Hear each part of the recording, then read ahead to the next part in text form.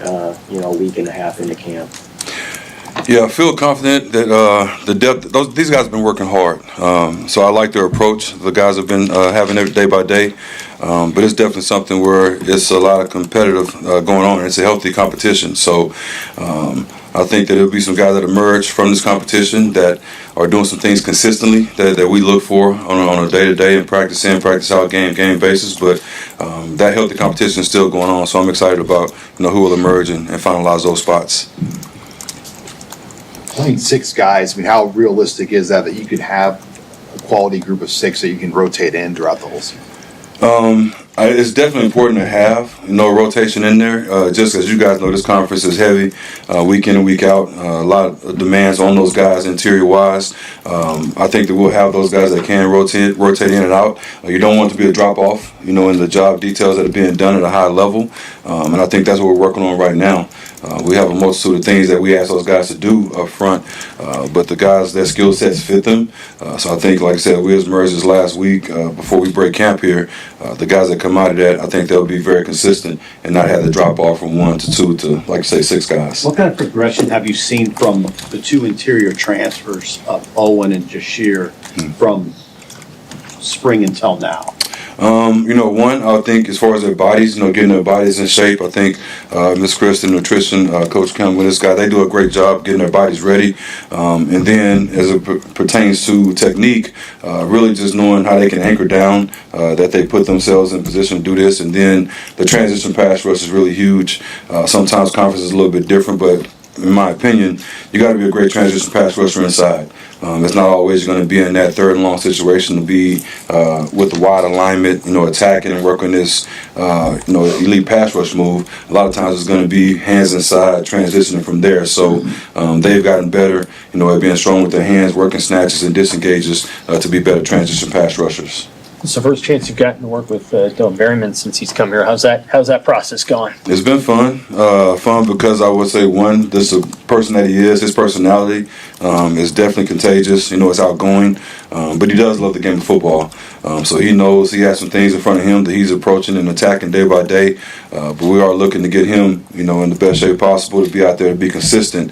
But he has a really, really good skill set, and he's instinctual when it comes to blocks, to fitting to the ball, and things like that carry defensive lineman far once he gets up to par. I think there's maybe a role for him. I mean, he can't redshirt anymore, so you have to save him. Yeah, no, definitely. And that's the beauty of the season. It's long. So, something, is not there early. He still has weeks, to get that right. So there's definitely roles, within his defense to be filled out as well. And that's something that he's fighting for. When you look at the identity as a whole you want your unit to play with, what would that be?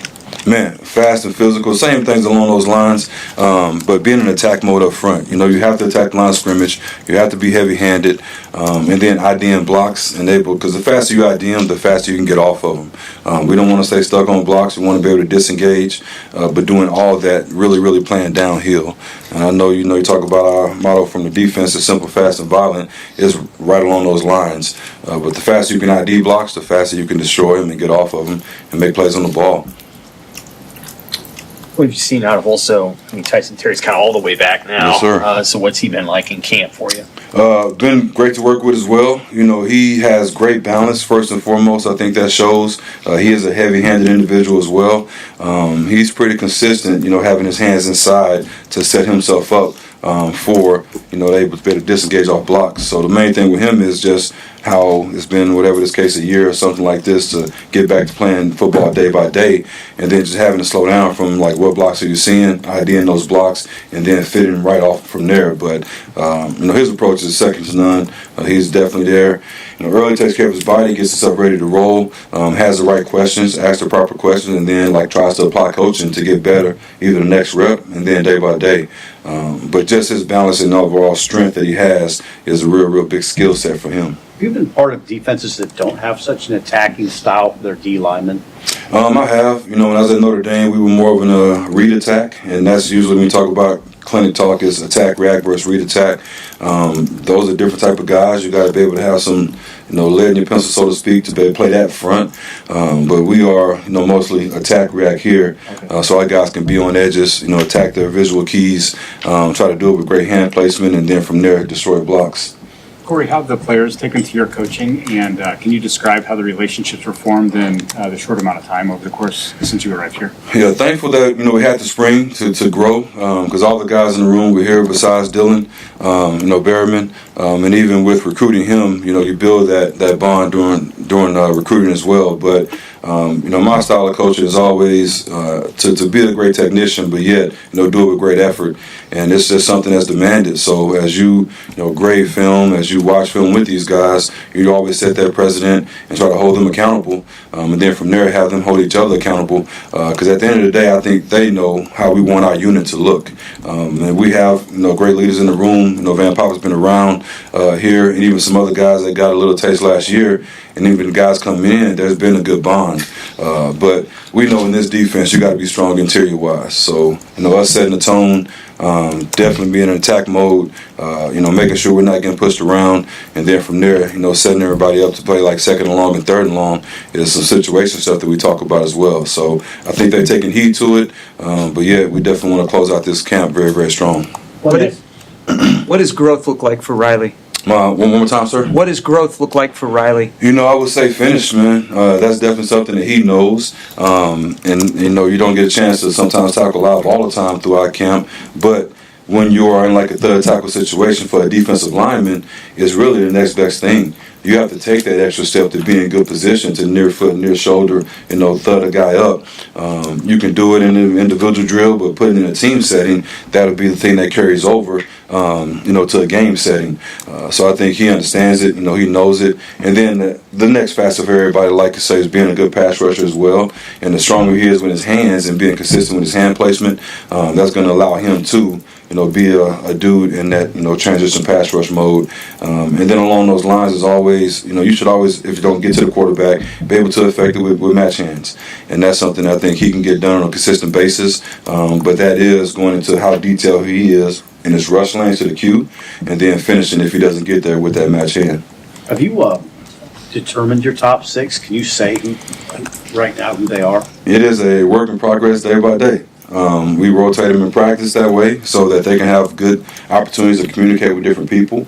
That has caused sometimes to be a little lapse communication, but that's also where you get the growth from. So you want to, because in the game, you want to sub and make sure guys stay fresh, so they're going to be in there with different guys. But that's definitely being worked out still. Who's a guy from the spring that's made a move like that wasn't really on your radar as much in the spring? Guy or two, if you have. Yeah, they're just thinking about guys like a battle in the spring. Obviously we talked about Tyson, coming back, doing some good things from there. Sua's a guy that's flashed as well, in the pass rush mode thing. So it's guys here and there, and it's day by day too. But those guys applying coaching, you don't want to have those ups and downs. You want those guys to be on that steady incline. But right now, I feel like that's what's making this group, be strong. There are guys that's flashing here, flashing there, and collectively, if we keep doing that, I think we have a good, strong unit, which I always say is strength in numbers, and this unit is going to be needed throughout the season. Whether that's goal line defense, whether that's red zone defense, whether that's a cheetah package, so to speak. So there's different roles out there to be had, just like he was alluding to earlier. Is there a good indicator for what makes heavy hands, like whether it's bench press or something else, or is it just something people naturally have? I definitely would say it's a direct correlation to what you do in the weight room. All those, the lifts you do. There also your grip has to be strong, but there's things you can do in the weight room to work on your grip strength as well. And then the placement is really huge because you got to be able to grab cloth, and it's something that's a fight day in, play out.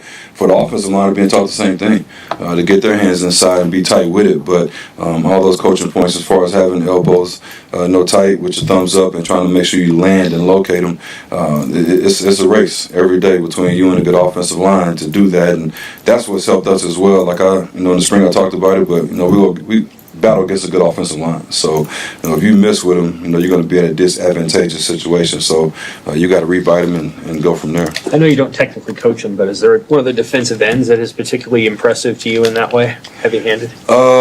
Yeah, I mean, when there's a guy who always, has a good inside hand on his pass rush moves, he seems to locate that, consistently.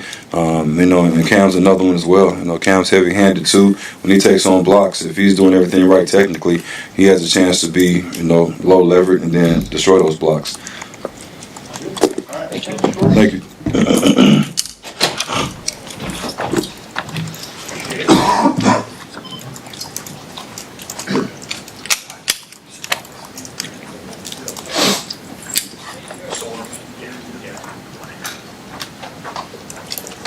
Finish that motion for today.